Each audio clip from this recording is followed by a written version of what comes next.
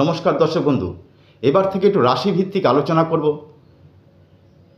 কোন রাশির লোকরা কি করলে, দৈনন্দিন জীবনে কি করলে তারা ভালো থাকতে পারবে।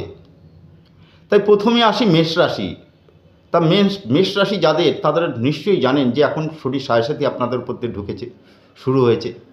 তো এই 7.5 বছর কিন্তু আপনাদের কিন্তু খুব ভোগাবে।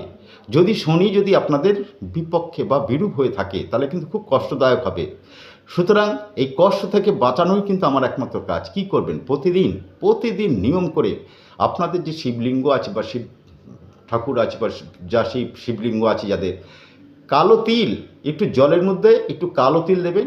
ওই কালো তিল জল মিশ্রিত জল আপনার শিবের মাথায় ঢালুন। ওং নমঃ শিবায়, ওং নমঃ শিবায়, ওং নমঃ শিবায়। ব্যাস, আর কিছু করতে হবে না। এইভাবে প্রতিদিন করতে থাকুন। আপনাদের বাধা, যত রকম বাধা আছে কিন্তু কাটতে থাকবে। নমস্কার।